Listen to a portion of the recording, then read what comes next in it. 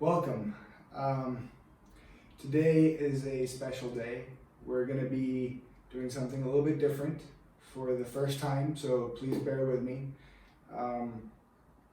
We got our hands on a TGT II.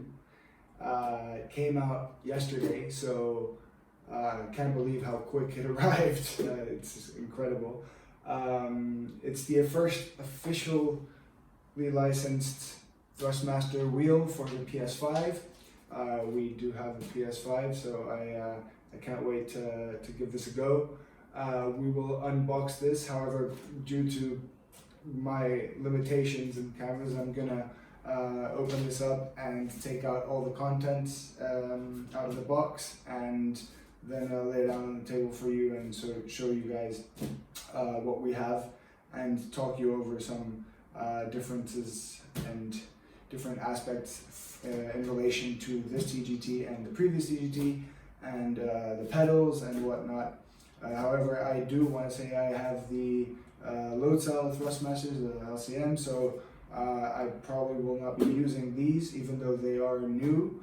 I believe this TGT is out in Europe as of today or yesterday, June 23rd, that is, and you will be able to get it in the UK in September, I think, and then October or November for the US and Canada, and then the rest of the world will have to wait a little bit. So I understand this is a little bit of a unicorn for now, so I'm really excited to see what we have under the hood here. So bear with me, guys. Let's see what we got. So here we are. We've taken everything out of the box. The important stuff is here. So we get a TGT steering wheel, which is exactly the same as last year's. Still metallic levers. I still have the plastic there on. Feels maybe a little bit more chunky, but that's just probably me. It's exactly the same wheel, let's just put it that way. No real changes there in terms of applications, at least on GT Sport, which is my main game. Power supply, same exact thing.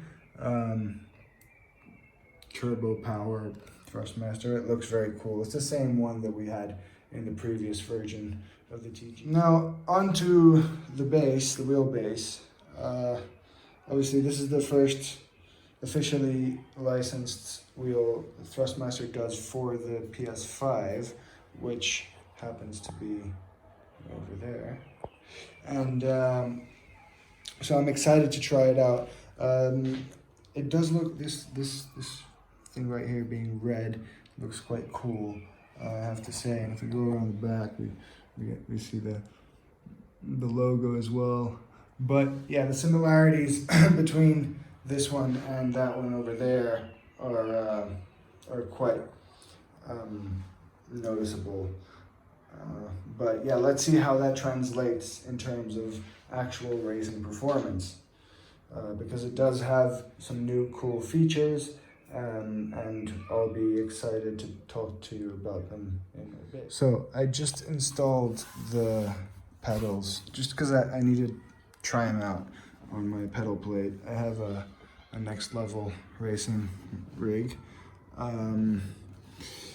So the problem I have versus the load cells, which I will probably end up using, but I want to try these out because they do look better and I want to compare them to the previous ones. They have the same issue in terms of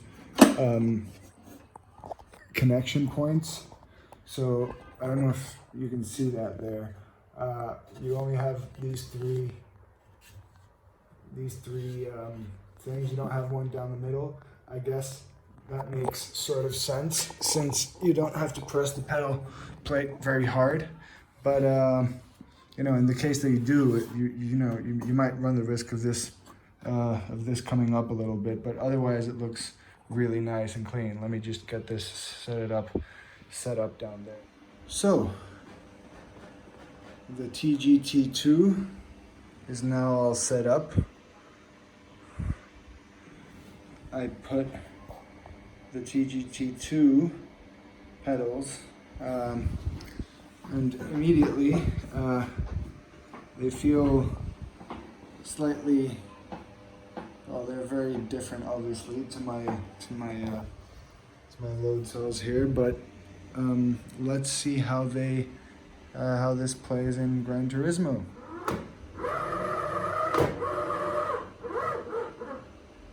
Okay, the sound was slightly different to the normal thing, but it's basically the same. So let's just see if this works. It is working. Let's get into it. Yes.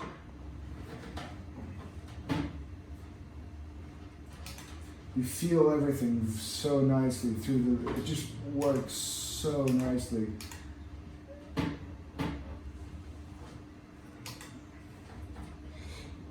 The upshifts and downshifts, I can't remember if this is how they were in the TGT when they were new, but they do seem a little bit, I don't know, there's more weight in the click, especially on the upshift.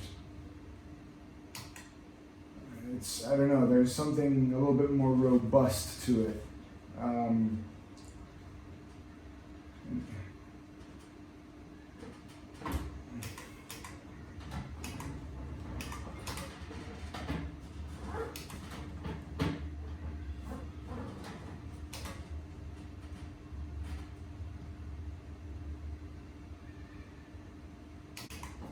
I can't really tell you, at least in these settings, you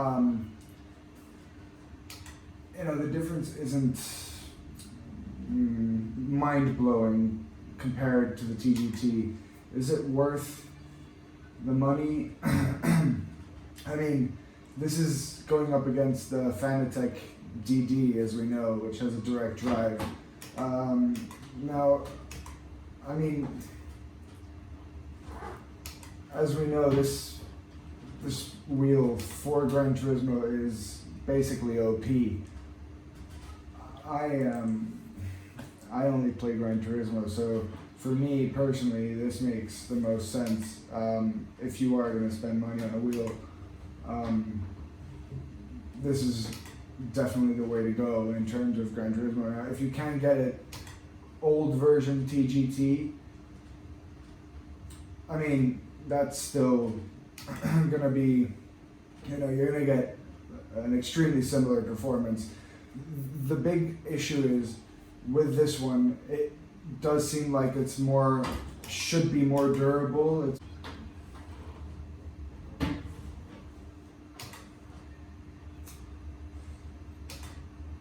I need to do this a bit better, but yeah, the wheel feels very nice. The pedals, you know, bottom line, it's a TGT that has more durability. That's what I would say, I think. I wouldn't call it, well, that's theoretical still, obviously, because I haven't, you know, used it long enough, but that's always a welcome sign. Now, would you pay top shelf for more durability?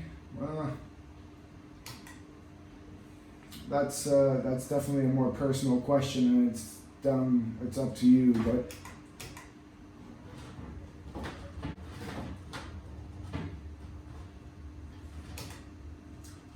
I will say it does feel, especially when you're like on that limit,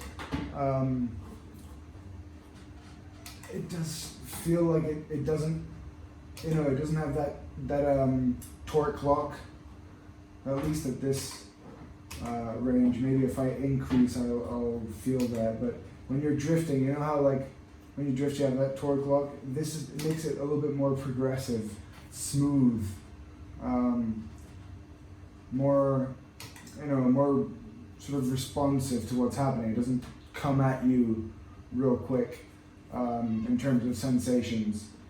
So that's good. That's something you'll notice in crucial moments. So this is the Thrustmaster T-GT II.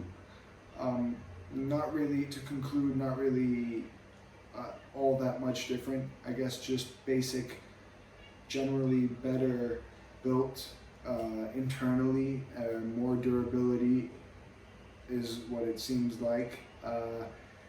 From what I can tell, things seem very smooth, but it's essentially a TGT. That's bottom line. It is a TGT, and if you have one, then probably unless you want an upgrade, unless you need a new one, there's no real point in getting one, maybe, I think. However, it is a fantastic wheel. There is nothing wrong with it. It's just maybe there was a little bit more expectations nowadays in the sim racing community